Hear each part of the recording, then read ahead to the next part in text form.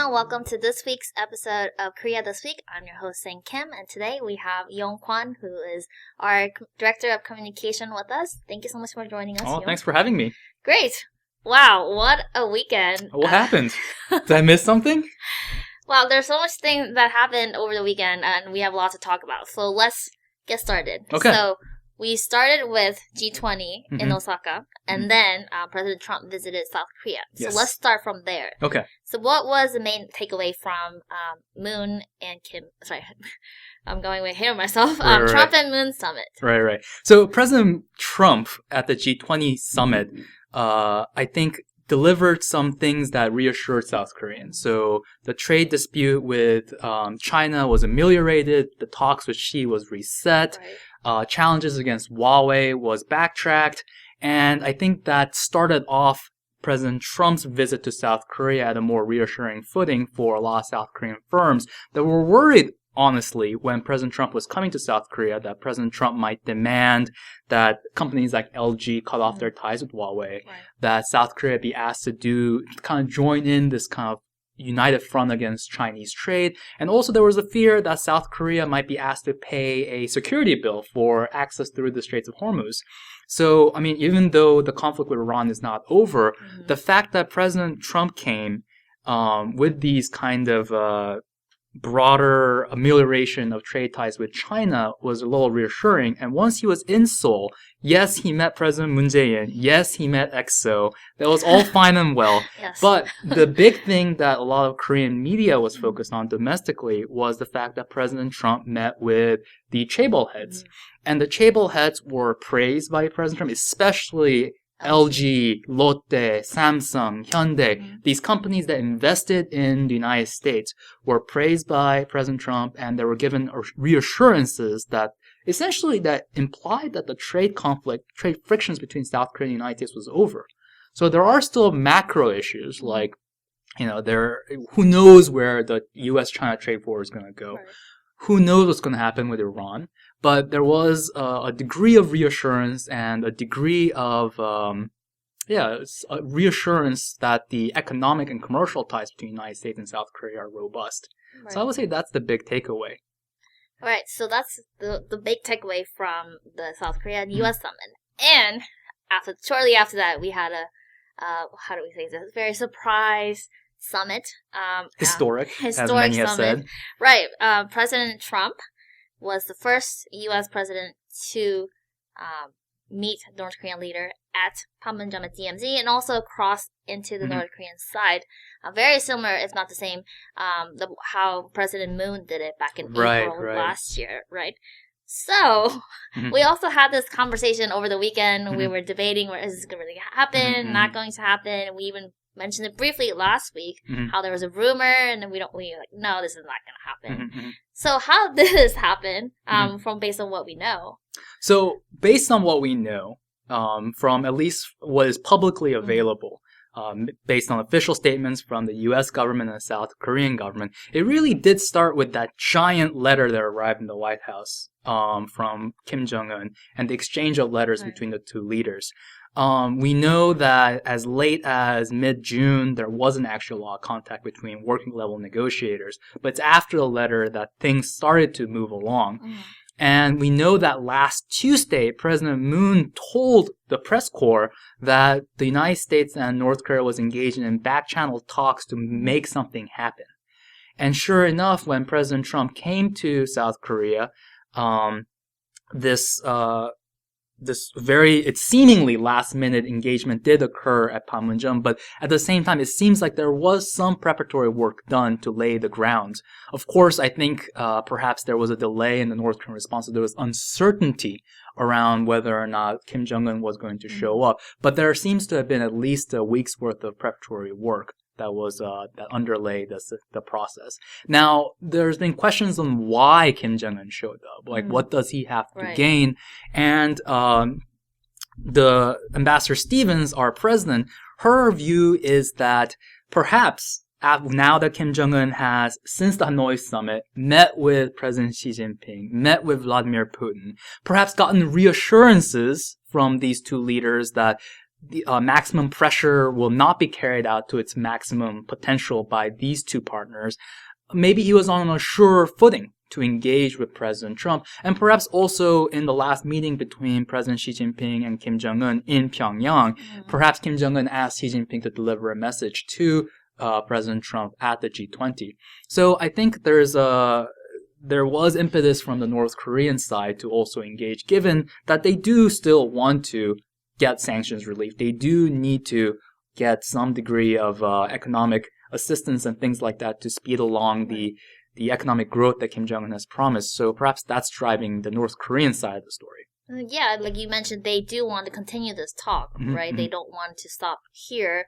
With them done so much to get up to this point. So I'm sure they also want to continue the process and talk and move forward. Right. So I also want to highlight the role of President Moon Jae-in. Yes. Of course, he has been the facilitator for the talks and diplomacy going forward. Also, what I noticed during the videos, when President Trump was stepping out of the building to meet Chairman Kim at the border, President Moon kind of stepped aside to make sure that President Trump was getting, a lot of media attention, and kind of waited a little bit before he walked down. Right. So, could you tell us a little bit of role of President Moon? I mean, the astuteness on the side of the South Korean government is pretty incredible here. I mean, from the get-go, I think the engagement between North Korea and the United States could not have happened without the role of President Moon Jae-in, the role that he played kind of as an intermediary between the two countries. Whether or not that's the right word or not, we can debate it, but President Moon Jae-in was the go-between between the two leaders, really made Singapore summit happen, really made the Hanoi summit happen, also this third summit as well. So all the U.S. North Korea engagement has been produced essentially by the impetus of, with great facilitation by the South Korean government. Now, that said, I think President Moon is also astute enough in observing that President Trump is currently on a worldwide tour for his re-election bid. So at the G20, he made a huge emphasis on the fact that the farmers that have been hurt by the soybean tariff and the flooding will be relieved by the fact that he has now resolved the trade tension with China and that China has agreed to buy agricultural products. That's an election bid. I mean, like, why else would there be so much emphasis on this particular stakeholders that just happen to have been seriously discussed in the media as being a potential constituency that turns from President Trump to the Democratic Party? So that shows that President Trump has the election high in his mind. And even in South Korea, when he was visiting South Korea, a lot of what he talked about, especially at the DMZ, was the fact that 2 years ago he had inherited what he called a fiery mess, and that he was personally responsible for the peace and stability and the non-testing of nuclear weapons, and even the ballistic weapons test that did occur a couple of weeks ago after the Hanoi summit. He can't pass that off by saying, like, oh, any country does that. So I think he's trying to demonstrate, not just to the South Korean people, but to his home constituency back in the United States, that one, I'm saving the economy by, one, resolving the trade issue with China and also getting a lot of South Koreans to invest in our country. But two, I made this peace. I am personally responsible for the peace. And President Moon, I think, is astute enough to give President Trump the spotlight and allow President Trump to also use President Moon as more or less kind of a prop to validate his position. So a lot of times in the press briefing at the Panmunjom after the meeting with Kim, President Trump specifically pointed to President Moon and said, President Moon told me that things were really tense a year and a half ago. Now it's not. There's been a whirlwind of a change since Singapore summit, and it's all because and thanks to me. I mean, shorthand, right? So I think that's something that President Moon has done really well, to actually step back and also to allow President Trump to kind of feel good about his accomplishments so that he continues to engage in the process, in the peace process. Right. It's still surreal to me to see a photo of President Moon, President Trump, and Chairman Kim all in like one angle. Totally agreed. But that also doesn't mean that President Trump is out of the talk, right? So I've also seen articles where President Trump definitely briefed or told President Moon about what they discussed. Mhm. So it's not that South Korea is out of the picture completely. No. Of course not. Yes. Of course not. I think I've seen some article that Right. like it was kind of going towards that way, but it definitely doesn't seem to be the case. Right. And I think President Trump, I mean, there seems to be, I mean, we talk a lot about the personal chemistry between President Trump talks about the personal chemistry that he has with with Kim Jong-un. But I think there is real personal chemistry between Moon Jae-in and President Trump. There seems to be a cordial professional relationship that's developed, and I think it is a lot of trust there between the two leaders. Great. Okay, so they met, Mhm. but where do we go from here? Right, I mean, the leaders met, but we also need working level talks, and Mm-hmm. there's a process to getting Right. things done, right? So where do you think we'll go from here? Well, President Trump said that in his meeting with Kim Jong-un that they promised to prepare for working level negotiations. So in the next 2-3 weeks, both countries will designate a negotiator to come forth. I guess we'll find out whether or not Kim Hyok-chol has been purged from the system or not, because presumably if Steve Biegun is still the special representative to North Korea, it makes sense for the person that he's been working with to be designated as his opposite. But we'll see. But essentially in the next 2-3 weeks, North Korea and the United States will redesignate the representatives who are going to be leading the negotiations. And I think that was good.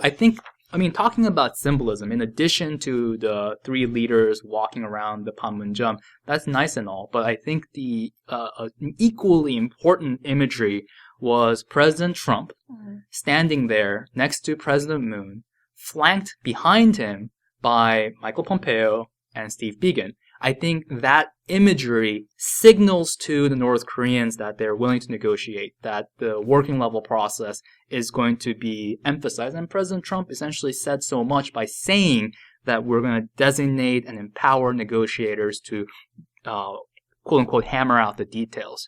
So I think that is a next step that the United States wants. And it's kind of a sea change, because until now, a lot of it has been top down. And the reason why, I know there's a lot of criticism. I know the Democratic Party has come out in very critical of the engagement. I mean, Amy Klobuchar came out and asked, like, what is the goal of all this? Bernie Sanders came out with concerns that this might weaken the State Department. Elizabeth Warren said that we need a principled process. Joe Biden came out and said that we shouldn't be talking to autocrats. And I think that's a little bit perhaps colored by the fact that President Trump was seen joking around with the Saudi prince and with the president of Russia at the G20. So I think that carried along. But at the end of the day, like, we do have a goal. The goal is to denuclearize North Korea and to establish peace and security for both South Korea and the United States. The State Department, if anything, has been more empowered than it was 2 weeks ago by saying that they're going to be leading the process. And in terms of principled negotiation, that's what working level negotiations are. So I think President Trump is actually catalyzing the things to go in the right direction. I think the problem is, again, going back to the reason why he's on this tour, if he's intent on demonstrating that he is the one that delivered this peace, then hopefully his desire to be in the spotlight doesn't compromise and sabotage an actual working level negotiation. And I think that is also an area where the North Koreans are going to seek to exploit to gain maximum concessions with giving very little in return. So I think that's an area that we should be concerned about. But we'll see. I mean, it's pageantry, of course, because all diplomatic engagements is, at the end of the day, pageantry. There's photos. Yeah, and photos. I mean, there's a reason why our diplomatic buildings are really nice, why we have banquet halls and people dress a certain way, why flags can't be wrinkled and diplomats are fired if they're wrinkled and things like that. It is all pageantry. There's a lot of pageantry, but we can't say it's just pageantry without first knowing where this is going. It's premature to say that this has yielded nothing because we've only managed to take the first step. Great. Well, thank you so much for your insight. Seems very passionate about the future of U.S.-North Korea relations. Like you said, we'll see what happens with the working level talks, and we'll see where this goes from here. Absolutely. So, like we always say, there's never a dull moment on the Korean Peninsula. So that was it for today. Thank you so much for joining us and sharing your thoughts. And thank you so much for watching, and we'll see what happens next week Yes. with the different news related to Korean Peninsula. So we'll see you next Monday at 2 p.m.